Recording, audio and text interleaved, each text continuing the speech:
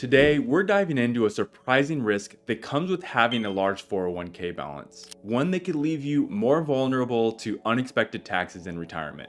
We're going to break down the different tax classifications of retirement accounts and reveal why so many retirees may be underestimating their exposure to future tax hikes. But that's not all. I'm also going to introduce you to the golden window strategy, a powerful tax savings approach, and show you how you can apply it to your own financial plan by sharing an example of how I've worked through this with a client.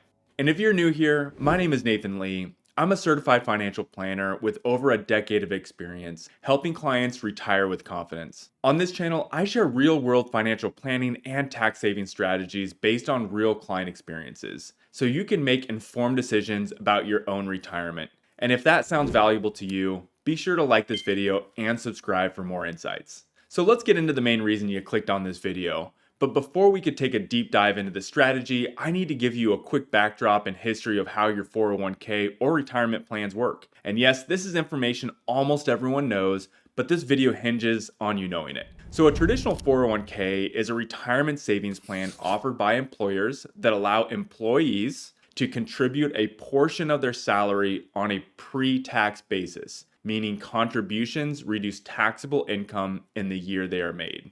These funds grow tax deferred, which means you don't pay taxes on investment gains, dividends, or interest as long as the money stays in the account. And a quick note, this is also the same for 403bs, which are for healthcare workers and public school employees.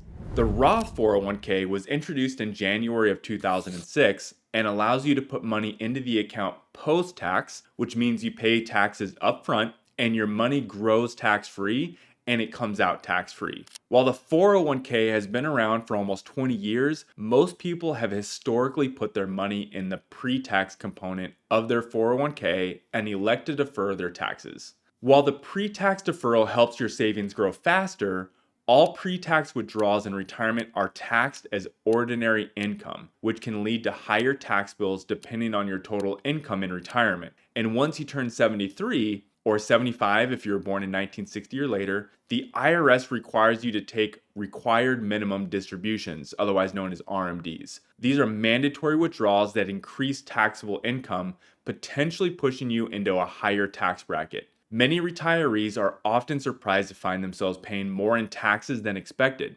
especially if they have multiple sources of income like Social Security and pensions, which push them into higher income brackets during retirement. A key risk of having a large 401k balance is the potential for higher tax rates in the future. In fact, given rising national debt and government spending, there's a strong likelihood that tax rates will increase over the next decade, leaving retirees with larger than expected tax bills on their savings. One other risk I see retirees having related to this is that they see their $1 million 401k and they think they have $1 million to spend. But remember, taxes haven't come out yet. So in reality, they have closer to $800,000 of spending in the account. And I use that example as an assumed tax rate, not including state income taxes at that 20% level. To manage this risk, it may be wise to think about how you're paying taxes over your lifetime and not just right now. One strategy is to diversify your tax exposure by contributing to your 401k on both a pre-tax and post-tax basis, giving you greater flexibility in retirement. And this is dependent upon your income levels, of course, right now as well. Another approach is Roth conversions, where you move money from a traditional 401k to a Roth IRA, paying taxes upfront in exchange for tax-free withdrawals later. Doing this in years in which you are between jobs or have a lower income is a great time to think about this. I will say that I personally used this strategy when I started my own practice 5 years ago when I left my advisory practice at Merrill Lynch to start my own independent practice. I was temporarily in a lower tax bracket that year, so I converted an IRA to my Roth while I was paying less in taxes. Now that my income and assets have grown, it would have been nice to convert more back then. But I didn't have the liquidity at the time to pay taxes because of competing goals for my money and starting a business. So you just need to think about that as well. Additionally, strategic withdrawals like taking funds out during lower income years, like I just mentioned, can help reduce your long-term tax burden. By planning ahead, you can create a balanced mix of pre-tax and post-tax income sources, minimizing taxes in retirement and keeping more of your hard-earned savings. So in this video, we're talking about the risks of having a high 401k balance. And I want to share a common conversation I have with a client who had robust retirement savings. It went something like this. Hey Nathan, my name is Jane, and I'm giving her a name because we're going to be referencing her throughout this video. I'm 60 years old, single, and planning to retire early. I have $2 million in a 401k and $1 million in a taxable account. My plan is to let my IRA and 401k grow while living off my taxable account. After all, it's $1 million, so that should be more than enough. And honestly, that strategy works for a while. If Jane lives within her means, her money will probably last her lifetime, and she won't have to pay much in taxes for quite some time. But here's where the problem slowly sneaks in. Let's say Jane lets her $2 million 401k continue growing until she has to take those RMDs at age 75. At that point, the government forces her to start withdrawing money and pay taxes on it because she has had the benefit of tax deferral for decades, and now the government wants their cut of your gains. Now, let's assume Jane's portfolio grows at a moderate 6.5% annual return. By the time she's 75, her 401k has grown to $5.1 million. I mean, that's impressive, but here's where it gets tricky. Her first RMD is $207,000. On top of that, she's now collecting Social Security, and suddenly she's squarely in a higher tax bracket than she anticipated. So let's take a look at the history of the highest tax brackets, and if you really want to nerd out with me, taxfoundation.org has all the historical tax rates going back to 1862. But let's look at a graph and talk about some periods in time where taxes really stood out. Let's talk a little bit about the high marginal tax rates over time. The 1940s were a time of high income taxes, primarily due to World War II and the massive military expenditures. There was also a broadening tax base where it expanded the total amount of people who paid taxes, and by 1944, the top tax bracket was 94%. As we transitioned from the post-war economy in the 40s, we were met with consistent high taxes that remained in place for decades. The main reason it stayed so high was for debt repayment, along with transitions into other things happening like the Cold War, Vietnam War, and continuous military spending, along with the expansion of social programs like the GI Bill, Social Security, and Medicare and Medicaid. And this isn't an exhaustive list. It's really just meant to be illustrative of what was happening. Let's take a look at some historical examples to put tax rates into perspective. In 1963, the top tax bracket for a joint household was an astonishing 91% on income over $400,000. Adjusted for inflation using the U.S. Bureau of Labor Statistics CPI calculator, that's equivalent to more than $4 million today. And at first glance, it's easy to dismiss that number, thinking it only applies to the ultra wealthy. But here's where it gets interesting. A joint household in 1963 found themselves in the 50% tax bracket at just $32,000 of income, which is the equivalent of $332,000 today. And if you were single like Jane, $32,000 in 1963 puts you into the 65% tax bracket. But that's not the complete full story here, because there were a lot more deductions back then, which lowered the effective tax rate back to a more reasonable number and closer to what we have today. And we also can't make a perfect comparison between then and now. The median household income in 1963 was $6,000.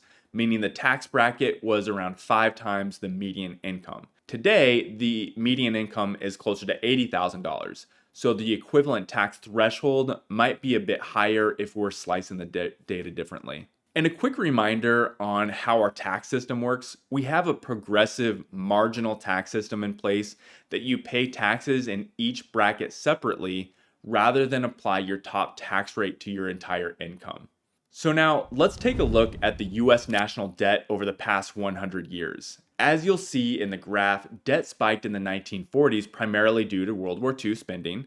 However, after the war, debt levels remained relatively flat because higher tax rates helped offset spending. But what really stand out is the sharp increase starting in the 1980s when national debt tripled from about $900 billion to $2.85 trillion. The driving force behind this surge, tax cuts, increased military spending, and rising entitlement costs, all of which have contributed to the long-term debt challenges we face today. Another metric that is often cited is the debt to GDP ratio, where we see in this graph, it continues to go up well from the 1980s. Economists typically like to look at debt to GDP ratios because it's one of the indicators of a country's financial health because it measures how much a nation owes compared to the size of its economy, its ability to repay debt, and allows us to track the ratio over time. The whole reason I'm sharing this information with you is simple. We're living in a time of historically low tax rates and historically high debt, and at some point, something has to give.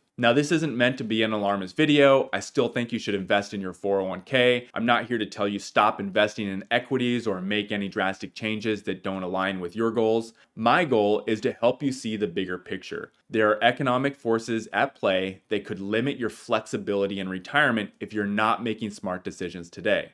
The truth is, no one knows exactly what will happen with tax rates, government policy, or the economy, but one thing is clear. Being proactive with tax planning gives you more control over your financial future. And if you stick around for future videos, you'll quickly see that I preach financial flexibility, like a lot.